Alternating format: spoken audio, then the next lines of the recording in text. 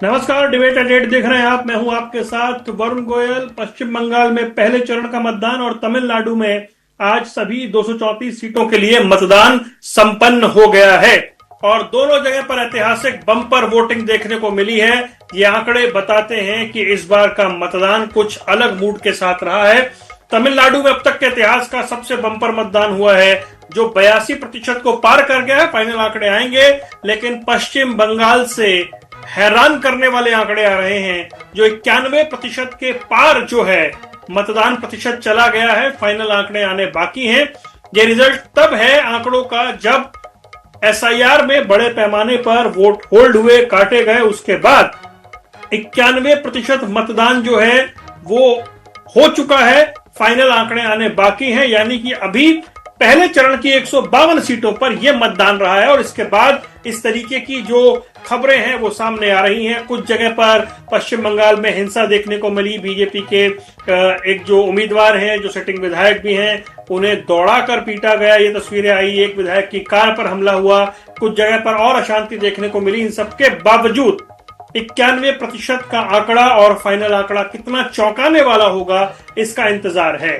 तो bumper voting का जोर है। बंगाल चला किस और है, ये एक बड़ा सवाल है। तमिलनाडु में क्या कुछ होने जा रहा है, वहां की जनता क्या एक बार फिर से स्टालिन पर मोहर लगाने जा रही है, और क्या विपक्ष अभी भी एक बड़े चेहरे, एक नेतृत्व की कमी से जूझ रहा है जो जयललिता के जाने के बाद खाली हुई है। कुल मिलाकर के देखा जाए तो ये दोनों राज्यों के चुनाव आज चर्चा में रहेंगे, जिस पर हम बात करेंगे। लेकिन मुख्यतः नजर पश्चिम बंगाल पर रहने वाली है, जहां का चुनाव बहुत दिलचस्प, बहुत आक्रामक रूप से आगे बढ़ता हुआ दिखाई दे रहा है। पश्चिम बंगाल चुनाव में 152 सीटों पर जिस तरह का मतदान हुआ है, उसने दूसरे चरण का प्लेटफॉर्म सेट कर दिया है, जहां 29 अप्रैल को वोटिंग होनी है। क्या ममता बनर्जी लगातार चौथी बार पश्चिम बंगाल की मुख्यमंत्री बनने जा रही हैं, या फिर भारतीय जनता पार्टी इस बार कोई ऐतिहासिक बढ़त वहां बना सकती है? 3 से 77 और 77 से आगे बीजेपी कहां तक जाएगी? क्या वो सरकार बनाने के नजदीक पहुंचेगी? क्या वो सरकार बनाएगी? दोनों ही राजनीतिक दल इस बम्पर पोलिंग को अपने अपने फेवर में बता रहे हैं। जहां एक और तृणमूल कांग्रेस कह रही है कि एसआईआर के खिलाफ जनता ने खुलकर मतदान किया है, उस नीति के खिलाफ। वहीं भाजपा कह रही है कि ये प्रचंड जो मतदान है बताता है कि ममता बनर्जी की सरकार जा रही है। कुल मिलाकर देखा जाए तो आज के बम्पर मतदान के बाद कई तरह के कयास लगेंगे। ये बम्पर मतदान क्या कुछ कहता है, ये किसके पक्ष में जाएगा, आंकड़े किस तरह की तस्दीक करेंगे। लेकिन एक सच्चाई ये भी है कि इस तरह की प्रचंड मतदान ने सोचने समझने का जरिया थोड़ा सा बदल दिया होगा, क्योंकि इतनी बम्पर पोलिंग के बाद पब्लिक क्या चाह रही है? क्या वो परिवर्तन चाहती है या वो मौजूदा सरकार में भरोसा चाहती है? ये बड़ा सवाल है। इस पर बात करेंगे। कई खास मेहमान हमारे साथ जुड़ रहे हैं, जिनके साथ इस बातचीत को हम आज आगे बढ़ाएंगे। हमारे साथ नरेश चंद्र गुप्ता जी जुड़ गए हैं, भारतीय जनता पार्टी के नेता हैं। राजनीतिक विश्लेषक के तौर पर संदीप चौधरी जी हमारे साथ हैं। मोहम्मद आरिफ कांग्रेस से हमारे साथ जुड़ेंगे। सुमित मेहरोत्रा तृणमूल कांग्रेस का पक्ष रखेंगे। आप सभी का बहुत बहुत स्वागत है। संदीप भाई के पास चलते हैं। संदीप, नंबर थोड़े से मतलब अभूतपूर्व नंबर हैं। अगर ये 91% के पार है, फाइनल नंबर आया नहीं है, तो बंगाल में क्या 93, 94, 95% तक मतदान हो गया है? यह अपने आप में हैरान करने वाला नंबर है।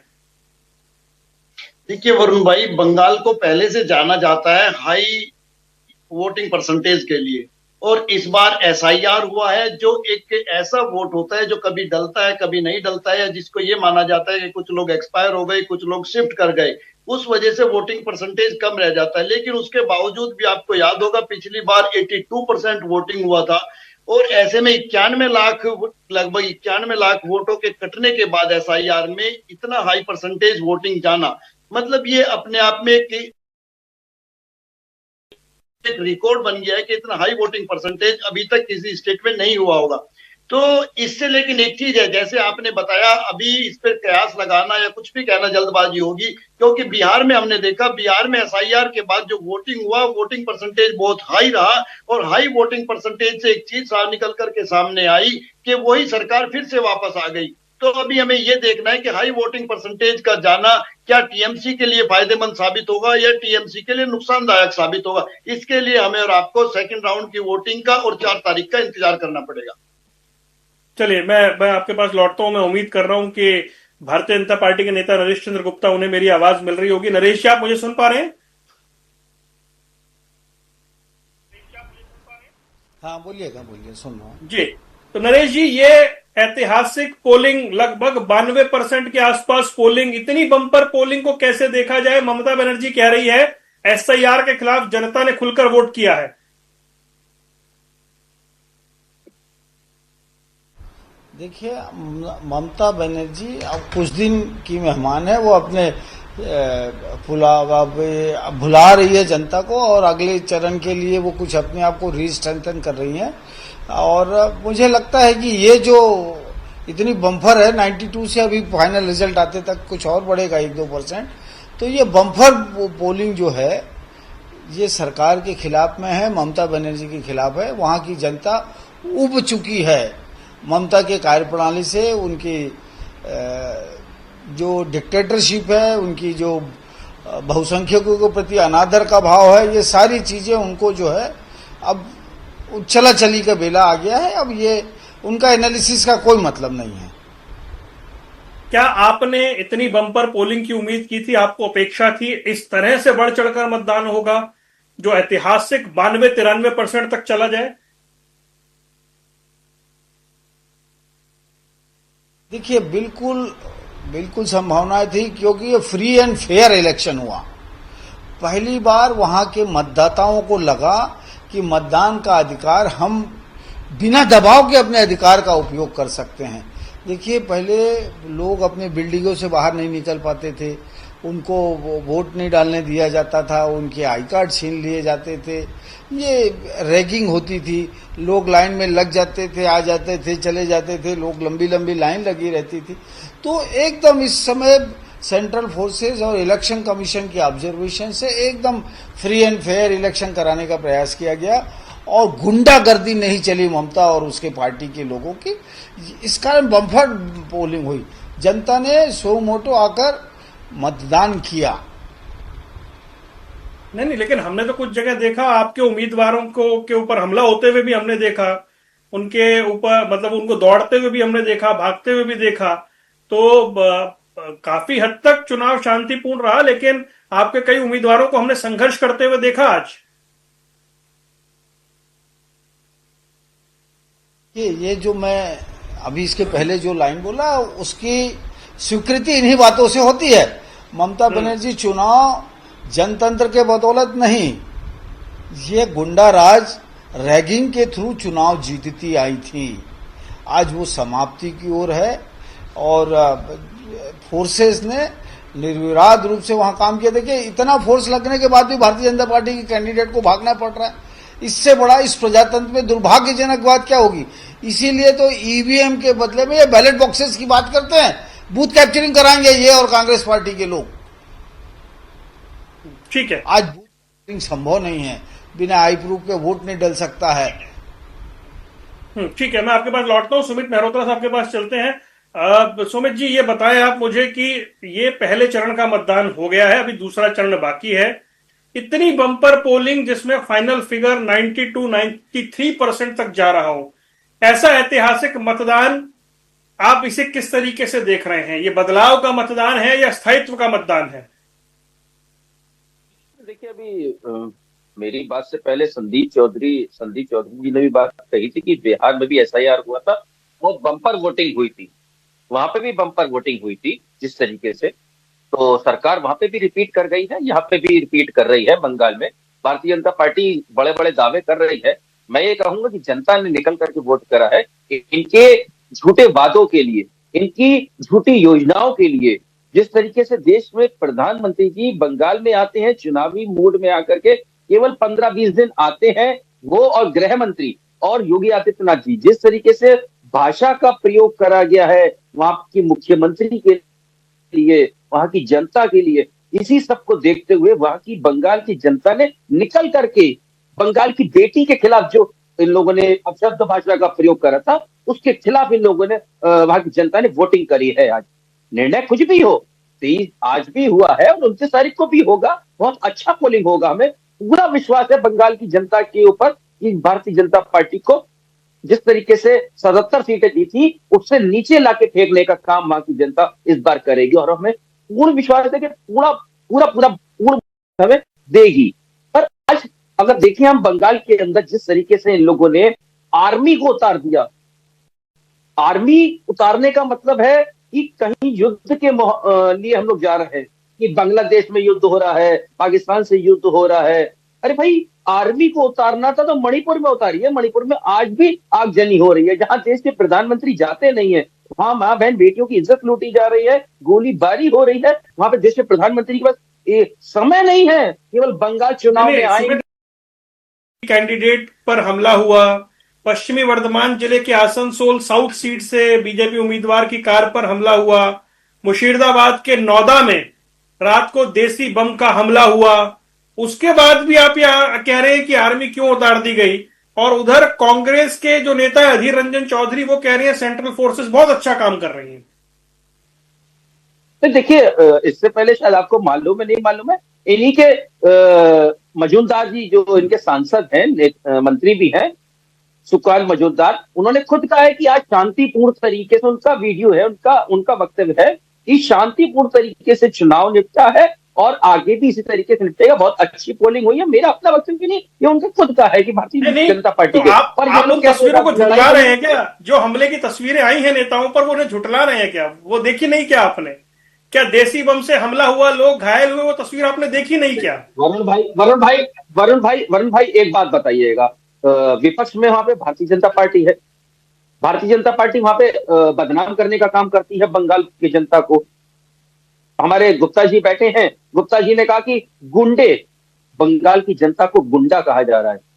आज अगर वो टीएमसी का साथ दे रहे हैं वहां की जनता, तो वो गुंडी हो गई, और अगर कल को वो भारतीय जनता पार्टी का साथ देंगे तो वो सब सही हो जाएंगे। जिस तरीके से इनके शुभेंदु अधिकारी जो नेता प्रतिपक्ष हैं, वो जब तक वो टीएमसी में थे तब तक तो वो आरोपी थे, भ्रष्टाचारी थे, सब कुछ थे। आज वो जैसे ही भारतीय जनता पार्टी में शामिल हो गए, व्हाइट कॉलर हो गया, सारे उनके दाग धुल गए, सब कुछ हो गया, सारी चीजें उनकी धुल गई।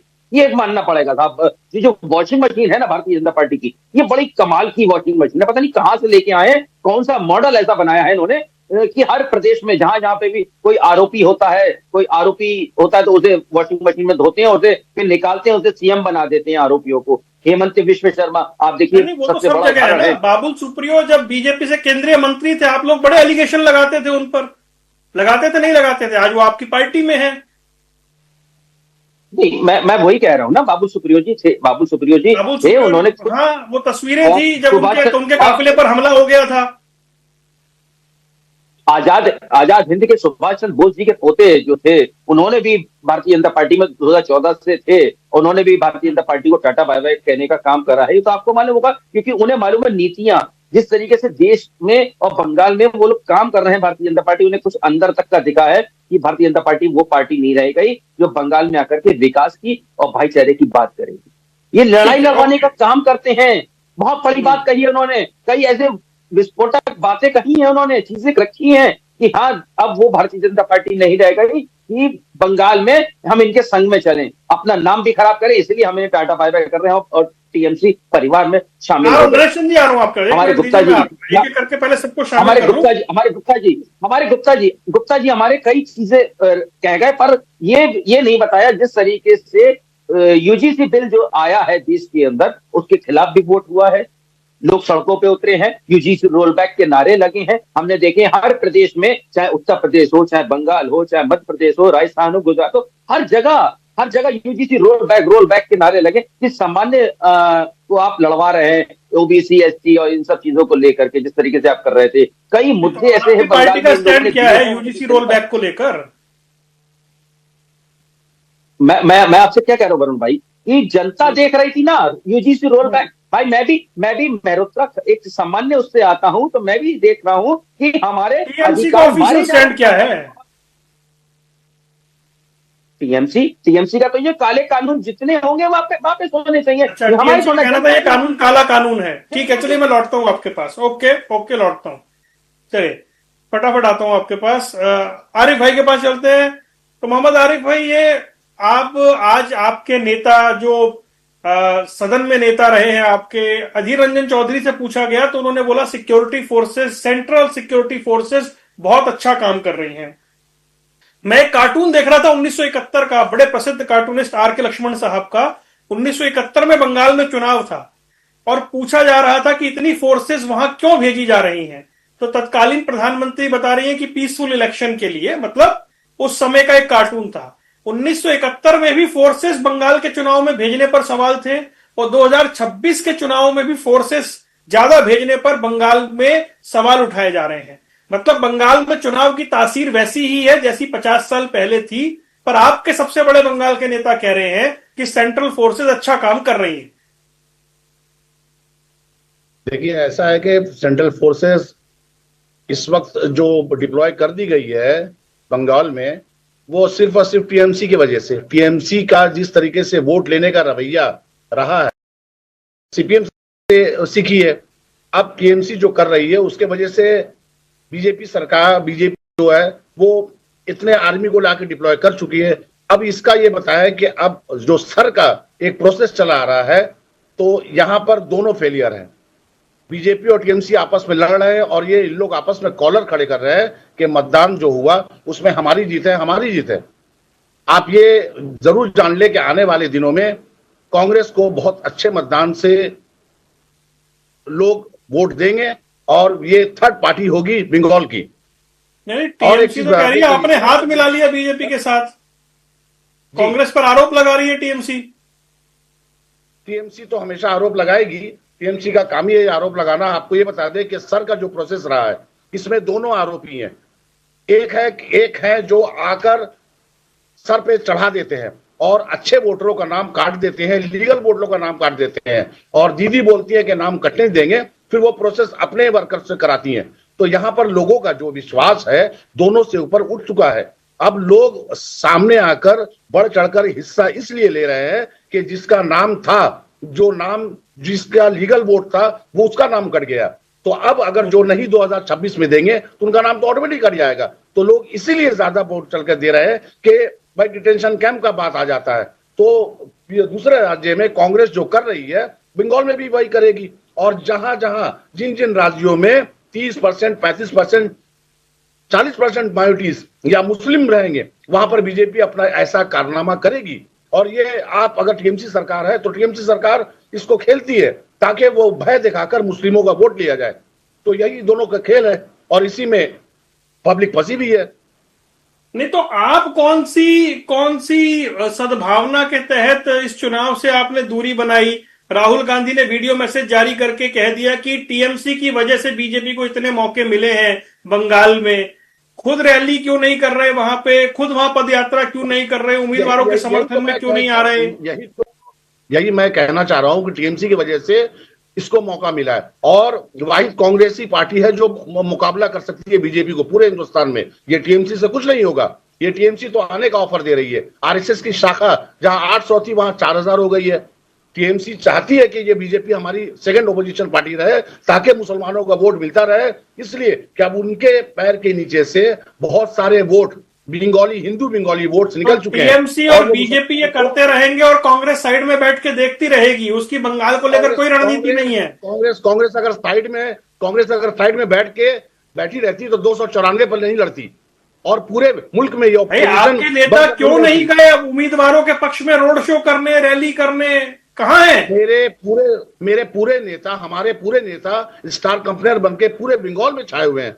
क्या बात कर रहे हैं? यहां पर सिर्फ बंगाल में वोट नहीं है, हर जगह वोट चल रहा है, इलेक्शन हो रहा है, तो सब जगह उनको प्रेजेंस देना पड़ रहा है। अब जरूरी नहीं है कि आप 4 बार 5 बार राहुल गांधी जी को leader of the nation, hero of the nation है, उनको आप 5 बार 6 बार, अब जैसे 2016 के चुनाव में आरिफ भाई 44 विधायक थे। 44 बहुत बड़ा नंबर होता है। 21 में 0 हो गया, 44 से 0 एमएलए। जी बोले। मैं लौटता हूं आपके पास, जो रहा आता हूं फिर और मेहमानों से होता हुआ फिर आता हूं। नरेश चंद्र गुप्ता जी के पास चलते हैं। नरेश चंद्र जी, आपने सुना टीएमसी प्रवक्ता क्या कह रहे हैं? फोर्सेस तैनात कर दी गई, एसआईआर से वोट काट दिए गए और सेना को उतार दिया चुनाव में आपने।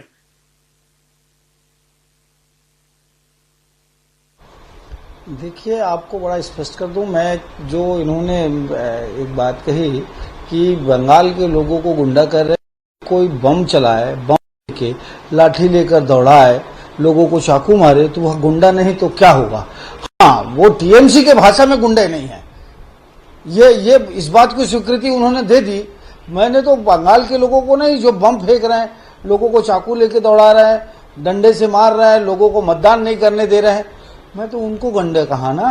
यदि वो उनके नजरों में सज्जन लोग हैं तो यही चाल चलन और चरित्र है टीएमसी का, जिसका परिणाम अब वो भोगने जा रहे हैं।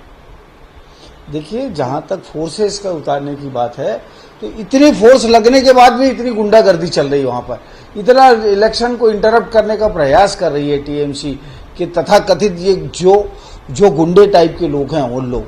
तो ये तो हकीकत ही इसका फोर्स लगना है, और ये फोर्स आज नहीं लग रहा है, इतिहास बताता, आपने भी बताया 50 सालों से इसी फोर्स के बल पर वेस्ट बंगाल में चुनाव हो रहा है। और जहां तक वेस्ट बंगाल में ममता बनर्जी की सरकार का सवाल है, इन्होंने क्या नहीं किया, कितना बड़ा लूट खसोट का तंत्र स्थापित कर रखा है इन्होंने, कितने पैसे, कितने करोड़ों रुपया, सैकड़ों करोड़ रुपए इनके मंत्रियों के घरों से मिले, उसका जवाब कभी ममता जी ने दिया? कभी लूट खसोट टीएमसी का फंड खा गए और एंटी सोशल एलिमेंट को सपोर्ट कर सत्ता में बने रहने वाले लोग हैं। अरे ऐसी बात करते हो, कोरोना का पैसा खा गए आप लोग, कोरोना के समय का पैसा खा गए। सुनिए ना, चोर है आप एक बार एक करके बोलिए प्लीज। आपका तो पैसा लोगों के सामने दिख गया, कहाँ पर पैसा खाया किसने, लोगों को आपको तो ईवीएम में आपके जो टीवी में दिख रहा है कि कैसे वो कितने करोड़ों रुपये आपके मंत्री के घरों से निकल रहा है। ठीक है, चलिए ठीक है, मैं आगे बढ़ता हूं चर्चा में। संदीप के पास चलते हैं। संदीप, 2011 में 4% से लेकर 2021 में 39% तक लगभग बीजेपी का आना उसने यात्रा तय की है। अब क्या वाकई बीजेपी 39 से आगे बढ़कर उस विनिंग मार्जिन की ओर जा सकती है? क्या वाकई ममता बनर्जी जिसने 200 से ज्यादा सीटें जीती थी, वो घटकर 150 से नीचे आ जाए और बीजेपी नजदीक पहुंच जाए? क्या ऐसी परिस्थितियां बनी हैं? और इन परिस्थितियों के चलते बंगाल का चुनाव हाल फिलहाल में जितने राज्यों में चुनाव हुआ है, सबसे मुश्किल, सबसे टफ चुनाव दिख रहा है। देखिए वरुण जी, बिल्कुल जो बंगाल का चुनाव है टफ चुनाव है। टफ इसलिए है कि दोनों पार्टियां, चाहे बीजेपी हो चाहे टीएमसी हो, जबरदस्त अपनी रणनीति बनाती हैं। दोनों के पास फायर ब्रांड जबरदस्त नेता हैं, और जहां मोदी जी 3 बार से केंद्र में अपना खूंटा गाड़े हुए हैं, वहीं ममता बनर्जी बंगाल में अपना खूंटा गाड़े हुए हैं। तो इन सब चीजों से आप समझ सकते हैं। लेकिन मैं एक चीज कह सकता हूं, जब एसआईआर होने के बाद से और एंटी इनकम गठबंधन की सरकार चल रही है, तो अगर हम देखें तो पिछले चुनाव के हिसाब से जहां बीजेपी कह रही थी कि 200 पार, तो वो करीब 77 सीटों पर जाकर रुक गई थी। और टीएमसी जो 216 सीटें लेकर आई थी, हालांकि 216 सीटें का आकलन टीएमसी ने भी नहीं किया था, सरकार बनाने की बात जरूर की थी। लेकिन अब की बार मुझे ऐसा लगता है वरुण जी कि टीएमसी का ग्राफ थोड़ा डाउन आ सकता है और बीजेपी का ग्राफ ऊपर जा सकता है। उसका ये कारण है कि बीजेपी ने पूरी ताकत लगा रखी है। आप बंगाल के अंदर हरियाणा भी देख सकते हैं, बंगाल के अंदर दिल्ली भी देख सकते हैं, बंगाल के अंदर उत्तर प्रदेश भी देख सकते हैं, राजस्थान भी देख सकते हैं, छत्तीसगढ़ भी देख सकते हैं। तो बीजेपी ने अपनी पूरी ताकत केंद्र की और अपने संगठन की, आरएसएस की पूरी ताकत झोंक दी है। इस बार आर पार की लड़ाई के मूड में है बीजेपी, और बीजेपी इसलिए भी माइलेज ले रही है क्योंकि बिहार में सरकार आज बीजेपी मजबूती के साथ चला रही है, उधर उड़ीसा भी जीत चुकी है बीजेपी। तो हमें देखना होगा कि ममता जी की क्या स्ट्रेटेजी रहती है, क्या वो अपनी सत्ता बचाने में कामयाब होती हैं, या जिस तरीके से बीजेपी का जो विजय रथ चल रहा है वो बंगाल में भी जारी रहेगा। क्या कांग्रेस के लिए धर्म संकट की स्थिति है? ममता बनर्जी की बहुत आलोचना कर नहीं सकते, और अगर चुनाव में अग्रेसिव उतरते हैं तो एंटी इनकम्बेंसी वोट जो है वो डिवाइड हो। मतलब कुल मिलाकर देखा जाए तो जिस कांग्रेस के 44 विधायक होते थे 2016 में, आज 0 विधायक है, जहां से प्रणब मुखर्जी, अधीर रंजन चौधरी और ऐसे बड़े बड़े कद के नेता जीतकर आते थे। उस बंगाल में कांग्रेस की इतनी खराब स्थिति हो गई है, इसलिए इस चुनाव में वो कंफ्यूज है कि दिल से उतरे या ना उतरे, या सिर्फ एक फॉर्मेलिटी निभाएं। देखिए वरुण जी, बहुत महत्वपूर्ण बात आपने कही। टीएमसी की जो मजबूती है, टीएमसी की यही मजबूती है जितनी कांग्रेस कमजोर है। अधीर रंजन चौधरी कल कह चुके हैं कि हमारे राष्ट्रीय नेतृत्व ने बंगाल के साथ ठीक नहीं किया, क्योंकि न राहुल गांधी बंगाल में जा रहे हैं, न प्रियंका गांधी बंगाल में जा रही है, न खड़गे जी बंगाल में जा रहे हैं, न ही पवन खेड़ा बंगाल में जा रहे हैं। आपको कोई भी टॉप लीडरशिप बंगाल में नेतृत्व करते हुए या लड़ाई लड़ते हुए कांग्रेस के दिखाई नहीं देगी। और कहीं ना कहीं जो ये टक्कर है, ये बीजेपी वर्सेस टीएमसी है, ममता वर्सेस मोदी जी है। तो ये चीजें आपको समझनी पड़ेगी। अभी तक टीएमसी फाइट में इसलिए टिकी हुई है क्योंकि जो मुस्लिम कोर वोट है वो आज की तारीख में ना वो हुमायूं कबीर के साथ है, ना वो ओवैसी के साथ है, ना वो कांग्रेस के साथ है। वो पूरे के पूरा टीएमसी पर शिफ्ट हो चुका है, क्योंकि मुस्लिम वोट बैंक ये नहीं चाहता कि किसी भी तरीके से बीजेपी बंगाल में आ जाए। और बीजेपी मूड बना चुकी है बंगाल में घुसने का, बंगाल में अपने आप को मजबूत करने का। तो इसके लिए वरुण जी हमें और आपको 4 तारीख तक का इंतजार करना पड़ेगा। 4 तारीख तक का इंतजार तो खैर सभी को करना है। तो सुमित भाई, ये आपके लिए एडवांटेज है कि 3 दशक तक राज करने वाला लेफ्ट जो है वो वाइट हो गया है, चेहरे नहीं है। कांग्रेस आधे अधूरे मन से चुनाव लड़ रही है, तो वो भी कहीं जो है वोट नहीं इधर उधर शेयर कर पाती है। बायपोलर फाइट होती है, बायपोलर फाइट में आपको एडवांटेज है। तो ये कांग्रेस लेफ्ट इनका जरा ठंडा रवैया ये आपको एडवांटेज देता है, आप मानते हैं?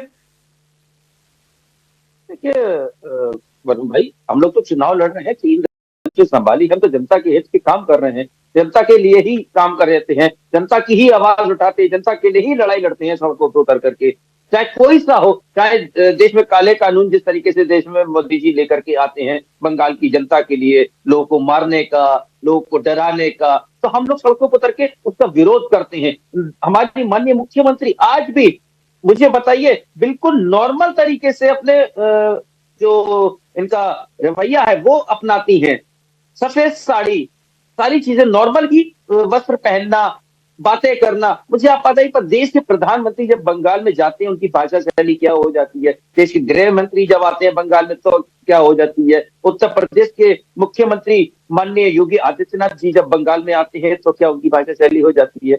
गुंडे, मवाली, तुम्हें उठा करके मैं बंगाल की खाड़ी में फेंक दूंगा, गुंडे हैं ये सब, ये कई भाषा का प्रयोग होता है? मुझे बताइए, संवैधानिक बैठे हुए क्या माननीय मुख्यमंत्री ने, ममता दीदी ने हमारी क्या ये कहा है कि ए मोदी, ए मोदी, ए अमित शाह, ए अमित शाह, मैं देख लूंगी तुझे? कहीं ऐसा कुछ है क्या? नहीं। पर जब जब ये लोग आती हैं तो वहां की जनता भली बातें जानती है, पढ़ी लिखी जनता है बंगाल की।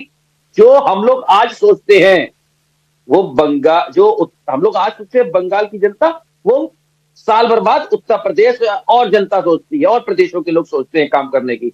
और आज जिस तरीके से वक्तव्य पूरी बंगाल की जनता के लिए कहा जा रहा है, अपमानित करा जा रहा है मुख्यमंत्री को, इसका जवाब भी तो जनता लेगी नहीं लेगी? आप देखिए, अगर यही चीज अगर हम उत्तर प्रदेश में अगर देखें तो उत्तर प्रदेश में योगी आदित्यनाथ जी दूसरी बार सीएम बने, लोगों ने बहुत जोर लगाया था, सभी लोगों ने, विपक्ष में सभी लोगों ने, पर उन्हें दूसरी बार भी मैंडेट मिला ना। और ऐसे ही नीतीश कुमार जी बिहार के अंदर कितनी अच्छी उस पे जाकर के ये सीएम बने, फेस इनका था, सबने लड़ाई लड़ी, अच्छे उस पे जाकर के लड़ाई लड़ी, और आज उन्हें वहां से हटा करके भारतीय जनता पार्टी ने अपना बना लिया। अगर इनको इतना ही था भारतीय जनता पार्टी को, मैं तो कहना चाहूंगा बिहार में आपने नीतीश कुमार जी के नाम पे चुनाव लड़ा तो उन्हें सीएम पद से क्यों हटाया? आप लड़ते ना, आप अपना क्या नाम है, सम्राट चौधरी के नाम पे चुनाव लड़ते हैं ना, 7वीं फेल, उसे आपने सीएम बना दिया, आरोपियों को सीएम बना देते हैं। ये तो भारतीय जनता पार्टी का कार्यशैली है कि गुंडे, मवाली, क्रिमिनल्स जो जेल जा चुके हैं उन्हें सीएम बना दे रहे हैं। ऐसा क्या लालच है सम्राट चौधरी? अच्छा, अब एक बात बताइए सुमित भाई, ये बताएं कि ये जो आप बात बता रहे हैं दूसरे राज्यों की, क्या किसी राज्य में ऐसा होता है कि केंद्रीय मंत्री जाए उस पर हमला हो जाए, सांसद जाए उनके कपड़े लहूलुहान हो जाए, जांच एजेंसियां जाए जांच एजेंसियों पर हमला हो जाए, ईडी आए तो ईडी को लेकर दखलंदाजी हो जाए और सुप्रीम कोर्ट को इतनी तल्ख टिप्पणी करनी पड़े, जो संस्था वहां जाए उसके साथ ऐसा व्यवहार हो जाए? ये कौन लोग हैं जो बंगाल की छवि ऐसी बना रहे हैं? अच्छा, मुझे आप बताइए, 2014 से पहले भी तो सरकार हमारी थी, 2014 के बाद से ही क्यों ये सब बंगाल में देखने को मिल रहा है कि बंगाल में ये सभी लोग आ रहे हैं और इनके ऊपर हमला हो जाता है? कहीं ना कहीं इनका प्लानिंग ये तो नहीं है भारतीय जनता पार्टी की हम लोग जाए हमारे ऊपर ही हमला कर लेना, जैसे कि हमने बिहार में देखा है। देश के हर बार हमला हो जाता है तो वहां लॉ एंड ऑर्डर कौन संभाल रहा है? सुन लीजिए।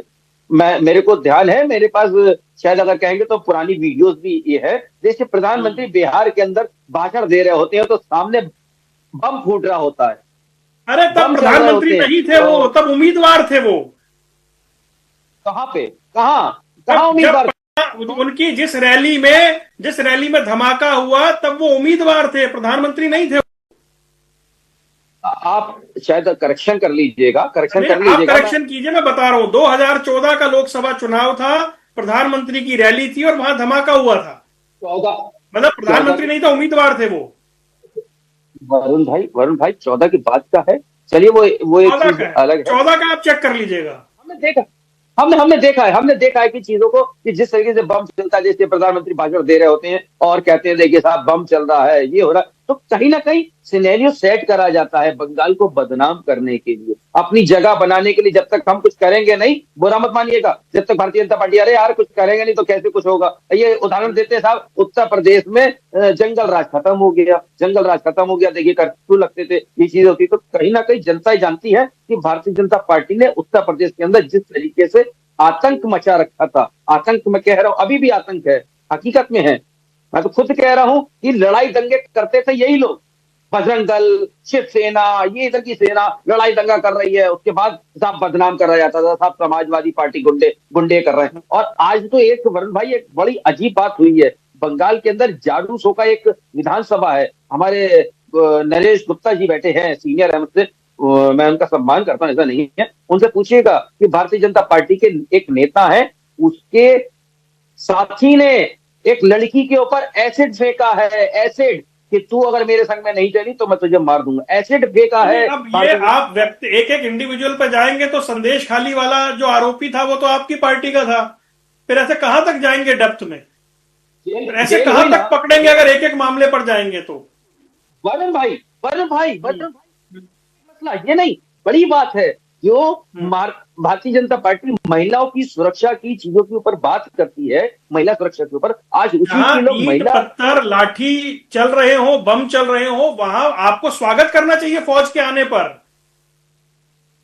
मुझे यानी कि आप ये कहते हैं कि अगर आपके उसमें हो रहा था तो आप लोग हैं भारतीय जनता पार्टी दूध की दुनिया, कुछ नहीं करती। अरे मैं ये कह रहा हूं आपसे, अगर बीजेपी वाले ये प्रायोजित करवा रहे थे तो वहां सेना आने पर आपको खुशी होनी चाहिए।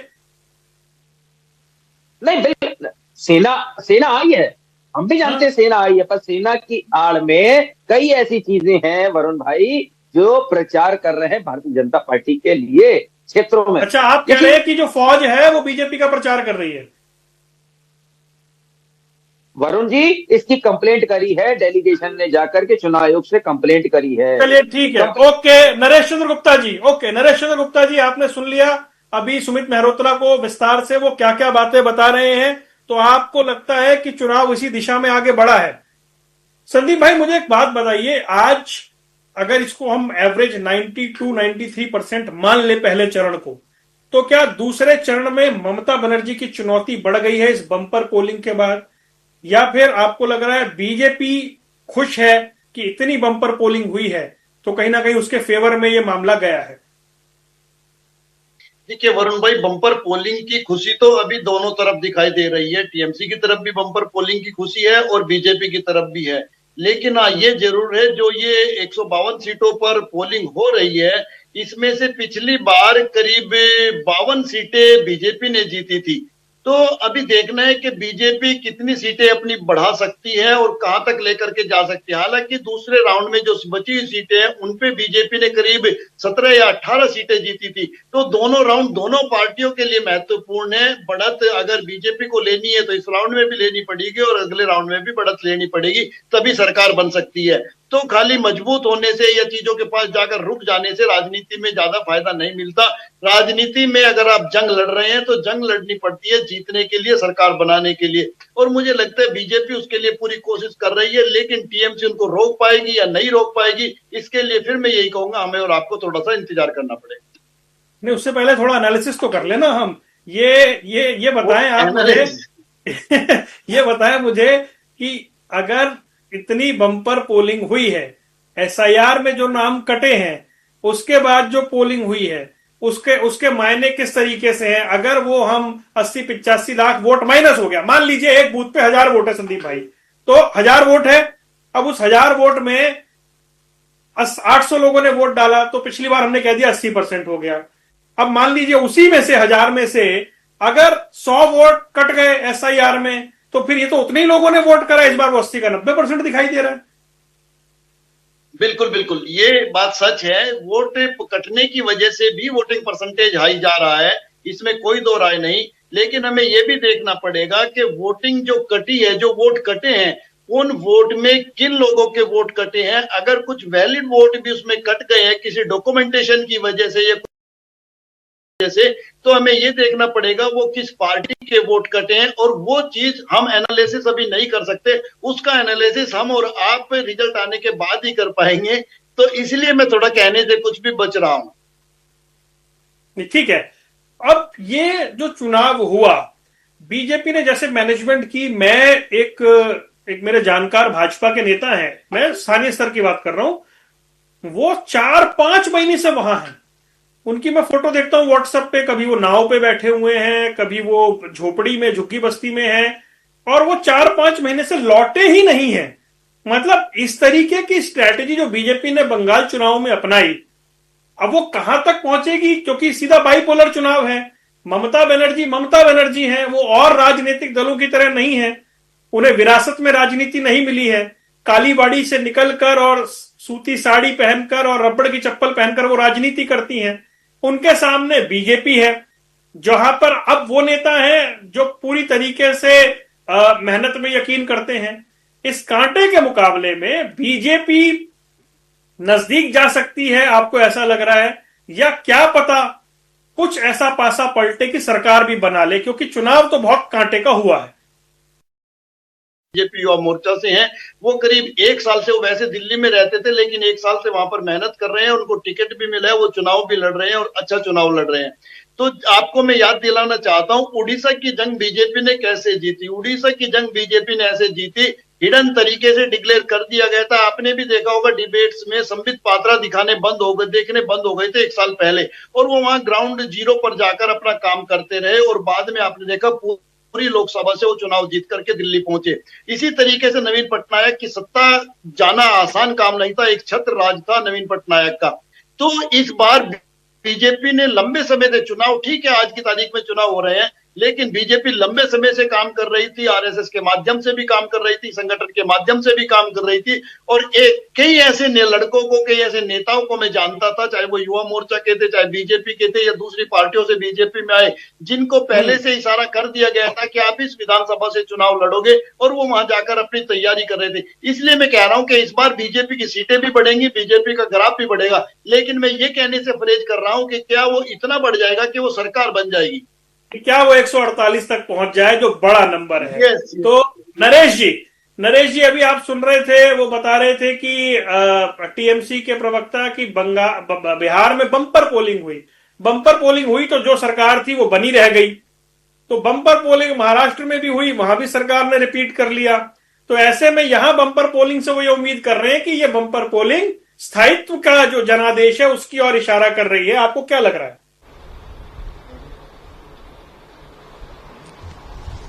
देखिए, महाराष्ट्र और बिहार जो है उस पर सरकार का गवर्नेंस और सरकार का तरीका और सरकार नाम की कोई चीज थी, वेस्ट बंगाल में नहीं थी। वेस्ट बंगाल में सिर्फ और सिर्फ, फिर मैं जिस शब्द को बोलूँगा उस पर इनको आपत्ति होगी, तो सिर्फ और सिर्फ जनता को लूटना, दबाव बनाना और रैगिंग करके, बूथ कैप्चरिंग करके लोगों को वोट से वंचित करके सरकार बनाने का ही इनका एकमात्र उद्देश्य था, ध्येय था, वही माध्यम था सरकार में बने रहने का। लेकिन पूर्व के इतिहास की तरह भी अभी सेंट्रल फोर्सेस ने वहां पर सारे इन एक्टिविटीज को किसी हद तक कंट्रोल करने का प्रयास किया है। पूर्णतः नहीं रोक पाए हैं अभी भी, क्योंकि ऐसे लोगों को जिनके नस नस में सारी चीजें आ गई हों, तो उनको रोक पाने में थोड़ा सा समय और वक्त तो लगेगा। फिर भी और जो सिस्टम अभी इलेक्शन कमीशन ने बहुत सारी चीजें सुधारी। देखिए, आप अपने बिल्डिंग से बाहर बूथ डालने जा नहीं सकते थे, तो उन्होंने उस बूथ को छोटा बनाया, तो उसका भी बहुत बड़ा इम्पैक्ट हुआ। नंबर अब 500 की बूथ बना दी उन्होंने। यदि एक रेसिडेंशियल कॉम्प्लेक्स में 500 मतदाता है तो वहाँ बूथ बन गया। तो वो भय और आतंक का जो माहौल होता था, बाहर जाने पर उनके आई कार्ड छीन लिए जाते थे, मतदान नहीं करने दिया जाता था, रैगिंग होती थी, तो वो सब चीजें अब ऑलमोस्ट खत्म होने की स्टेज में आई। फोर्सेस की वजह से फोर्सेस ने लोगों को मतदान करने का अधिकार को निर्विवाद रूप से उनको प्रदान करने का प्रयास किया। नरेश जी, क्या ये बात आप मानते हैं कि सबसे मुश्किल कंटेंडर, सबसे टफ अपोनेंट आपके सामने है, आपकी प्रतिद्वंदी कोई और नहीं है? अभी संदीप भाई जिक्र कर रहे थे उड़ीसा का, लेकिन आपकी प्रतिद्वंदी वो ममता बनर्जी है जिन्होंने वामपंथ के खिलाफ लड़ाई लड़ते हुए, अपने शरीर पर चोटें खाते हुए, भूख हड़ताल करते हुए, कांग्रेस से अलग होते हुए, और यहां तक अपनी सरकार, अपनी मौजूदगी बंगाल में बनाई। लोग कहते हैं बंगाल में टीएमसी को वोट नहीं डलता, दीदी को वोट डलता है। तो आपका मुकाबला एक ऐसे प्रतिद्वंदी से है कि जो हार नहीं मानती है, उस तरह का कैलिबर। देखिए, ममता दीदी ने तो उसी दिन हार मान ली जब उन्होंने कांग्रेस और लेफ्ट के साथ मिलकर ये चुनाव लड़ रहा है। ये लोगों का वजूद ही नहीं, कहीं दिख ही नहीं रहे, चुनाव ही नहीं रहे। इसका मतलब they are hidden in the hidden shape, they are with the TMC, they are with Didi, they are with ममता। तो ये तो आधा चुनाव ममता हार चुकी है। इसी ये पूरा क्लियर मैसेज है जनता को कि हम लेफ्ट के साथ हैं, हम लेफ्ट का चुनाव में सहयोग ले रहे हैं, हम कांग्रेस का चुनाव में नहीं लड़ रही है, हम उनका सहयोग ले रहे हैं। जो पिछले समय दो फेज के चुनाव के बाद हुआ था, ये तो डे 1 से ये काम चल रहा है। तो जनता को भी ये मैसेज है कि कांग्रेस चुनाव क्यों नहीं लड़ रही है, लेफ्ट का से क्यों नहीं है। तो ये तो मैसेज जनता के बीच परपुरेट हो गया है कि कांग्रेस अब टीएमसी के दिन खत्म हो चुके हैं। जनता ने मन बना लिया है कि टीएमसी को बाय बाय करना है। तो पहले चरण में आपको उम्मीद पूरी हो गई है, लेकिन अभी संदीप भाई बता रहे थे दूसरे चरण में ऐसी सीटें जहां पर आपको बहुत कम सीटें पिछली बार आई थी, तो वो चैलेंज अभी बाकी है।